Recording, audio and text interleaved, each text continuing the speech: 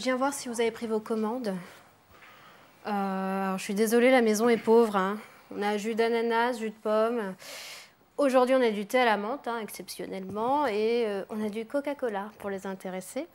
Un thé à la menthe pour moi. Un thé à la menthe. Monsieur? 2 thés à la menthe. 2 thés à la menthe, c'est du succès. Hein. Mademoiselle? Pareil.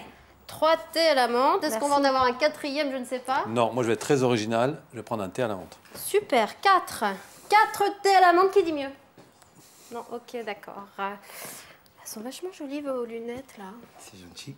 Ouais, vous avez un fournisseur particulier Non, non, même pas, je varie.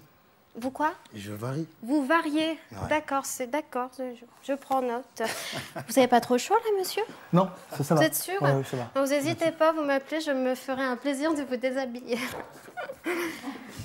D'accord. Bon, bah, je crois que je vais m'en aller. Vas-y, hein. Je reviens tout de suite, hein. Ça va être chaud ce soir. 4 thés à la menthe, s'il vous plaît.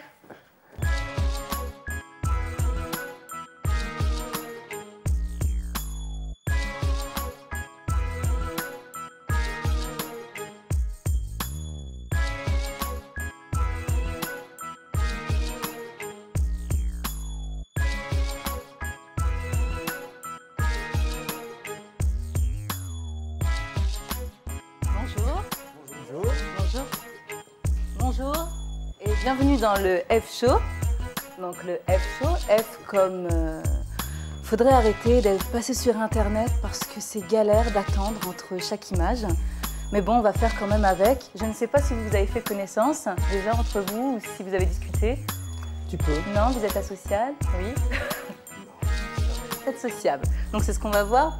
Comme vous ne vous connaissez pas encore, je vais d'abord vous présenter, faire une petite présentation rapide de chacun et ensuite vous pourrez nous raconter vos actualités respectives.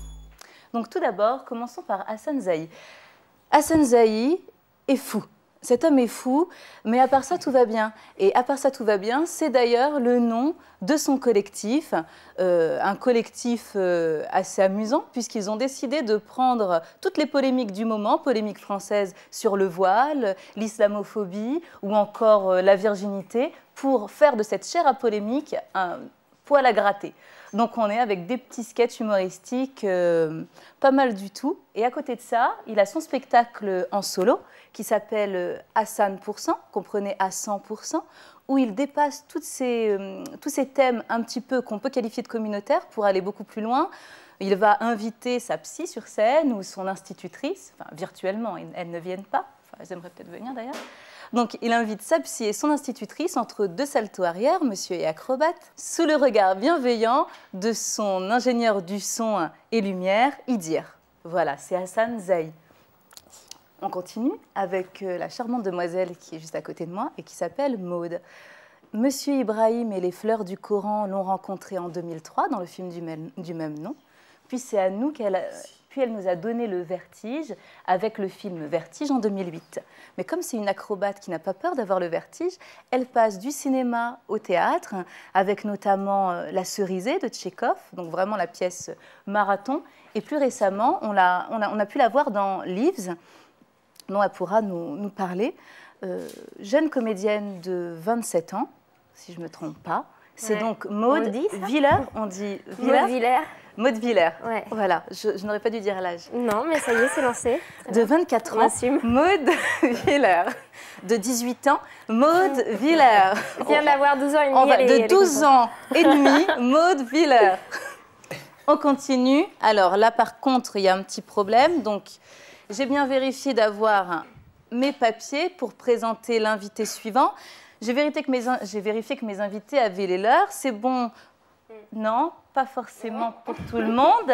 Mais à part un clandestin qui s'est glissé à côté de moi, il n'y a pas trop de soucis pour recevoir comme il se doit notre invité, Mohamed Douane. Pourquoi? Parce que Mohamed Douane est commandant de police. Et oui, personne n'est parfait.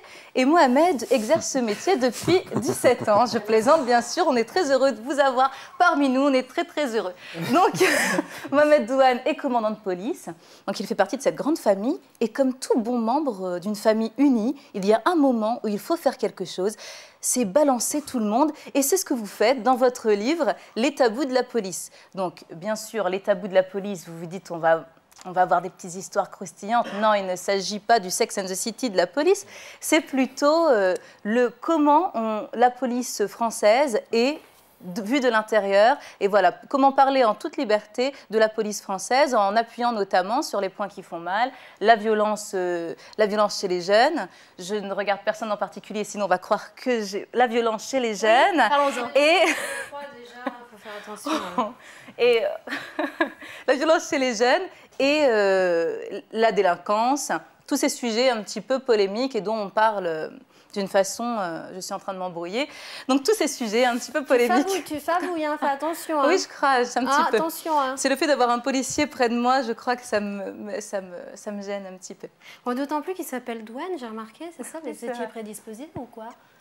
Je n'étais pas prédisposé à rentrer dans la douane, j'étais prédisposé à rentrer dans la police. Donc, oui, voilà. c'est déjà costaud, quoi, je veux dire, mais même la douane, il faut faire attention. Oui, c'est pas des rigolos. Hein. Et on continue avec notre dernier invité, Alonso. Donc Alonso, c'est un petit peu compliqué puisque Alonso est un cas social, Alonso est un taxiphone, Alonso est le quartier, Alonso est tout ça à lui tout seul. Je n'invente pas, je ne fais que citer sa chanson. Ça fait Je beaucoup. suis le quartier, ça fait beaucoup pour un seul homme. Alors, le quartier dans la peau contre tous ceux qui veulent la peau des quartiers, Alonso arrive et est en train d'imposer son flow marseillais et ça commence vraiment à marcher. Donc, ancien rappeur des Psychiatres de la Rime. Toujours. Mais je croyais que ça n'existe plus, les Psychiatres de la Rime. Ça existe. Donc, rappeur des Psychiatres de la Rime et à côté un solo, donc comme Hassan, il fait son petit truc tout seul et ça marche bien. C'est pas un petit truc, c'est un gros truc. Compte Facebook plein, ce qui ne veut rien dire pour tout le monde, mais qui veut dire beaucoup pour tous les Facebookiens qui nous regardent. Donc, le compte Facebook est plein, n'essayez pas, il en a créé un autre. Il y a un bis. Il y en a un deuxième et bientôt un troisième. Et espérons que les salles soient aussi remplies pour sa tournée au printemps, puisqu'il est bien déterminé, comme le dit sa chanson. C'est Alonso. Voilà pour la présentation. Donc maintenant, vous allez pouvoir m'engueuler si j'ai oublié des éléments. On va commencer par Maude, qui est la seule femme invitée dans ce plateau-là. Maude, donc tu es comédienne. Ouais. Et est-ce que tu peux nous raconter un petit peu ta pièce C'est Leaves, c'est ça? Leaves, c'est une pièce que j'ai créée l'an dernier à Rennes, au Théâtre National de Bretagne, qui parlait du suicide chez les adolescents. C'était assez tabou et d'ailleurs on a eu assez de mal à vendre cette pièce parce qu'on s'est vraiment rendu compte qu'on parlait d'un gros tabou de société qui est le suicide chez les jeunes, quoi. Et c'est une création? C'était une création en France, la pièce n'avait jamais été jouée et c'était une jeune écrivaine qui vient d'Irlande, qui avait écrit ça. Donc ça parlait aussi des conflits politiques en Irlande. D'accord. C'est vrai que je crois que c'est la première cause de mort chez les adolescents. C'est la deuxième après les accidents de voiture. Voilà, et sinon c'est le suicide, donc vraiment en tête de liste. Et comment vous abordez ce thème-là? Quel est ton rôle dans la pièce? Donc moi je fais justement la jeune fille qui a fait une tentative de suicide et qui est donc rapatriée, qui est allée faire ses études loin de chez ses parents, à Londres, et qui est rapatriée à Belfast après sa tentative de suicide. D'accord. Et ça parle, voilà, elle arrive dans sa famille, elle a 2 plus jeunes sœurs, elle a ses parents, et c'est les tabous qui explosent, et c'est parler quelque chose du mal-être quand on grandit. Qu'est-ce que c'est que de grandir, de laisser son enfance, de perdre peut-être de l'espoir. Et votre but, c'est de jouer devant des ados, éventuellement On d'avoir a fait pas mal de partenariats avec des lycées, et c'était assez... c'est une pièce qui...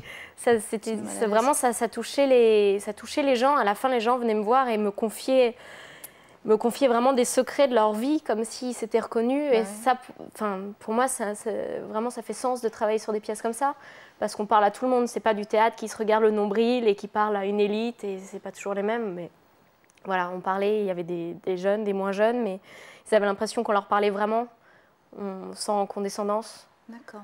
Et Et toi, c'est pour ça que t'as je fais ce métier, quoi. l'intention de refaire des pièces de ce type ou alors tu es aussi disponible pour faire des choses un peu plus légères? Parce que maintenant, tu as conscience qu'on va te proposer des rôles de dépressive. Pour un bon moment, on va dire tiens, une dépressive. Ouais, tu fais ça bien. Tu fais ça très très bien. Non, j'aime bien aussi, j'aime beaucoup, j'ai fait beaucoup de clown, Non, mais sans passer d'un extrême à un autre. Non, mais c'est vrai, en plus, j'ai fait du clown et j'aime bien pouvoir faire des choses très différentes. D'accord.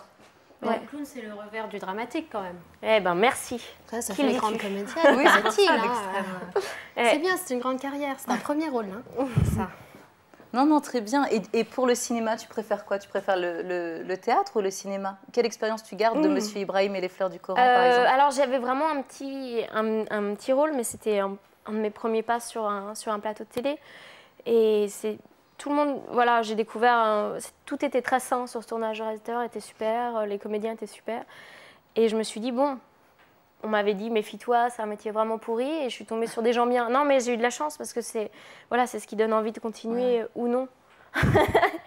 Et j'ai trouvé ça bien. Et c'est ce qui fait que j'ai continué. Après, j'ai eu un parcours plutôt très classique. J'ai fait le Conservatoire national d'art dramatique. Et depuis 1 an et demi, je fais plutôt du cinéma. J'aime bien le cinéma. J'aime beaucoup le théâtre, mais j'aime bien le cinéma parce que j'ai l'impression qu'on peut moins tricher. On peut faire passer des choses peut-être plus fines. Quelque chose qui m'intéresse là-dedans. Pareil, dans les non-dits. Voilà, on filme l'âme, tout ça. D'accord. C'est beau. Oh là là. J'utilise des grands mots, excusez-moi. Non, et en plus, on peut retrouver des sujets aussi, comme le suicide. Je pense au film, c'était La vie rêvée des anges, qui a eu beaucoup de succès. Et c'était aussi il y avait ce thème-là qui était abordé et ça avait énormément plu. Mais quand j'ai essayé de travailler, j'ai travaillé sur ce personnage, j'ai essayé de regarder des films qui parlaient du suicide chez les adolescents.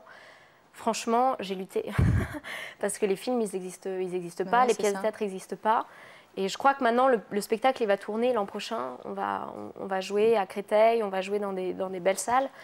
Mais bon, il y a encore plein de choses à dire, quoi. C'est pour ça qu'on fait ces métiers. Voilà. Ouais, et ça a changé un peu la vision que tu avais du mal-être adolescent? Est-ce que tu avais des clichés qui ont changé? Je ne me rendais pas compte de l'ampleur de ce problème.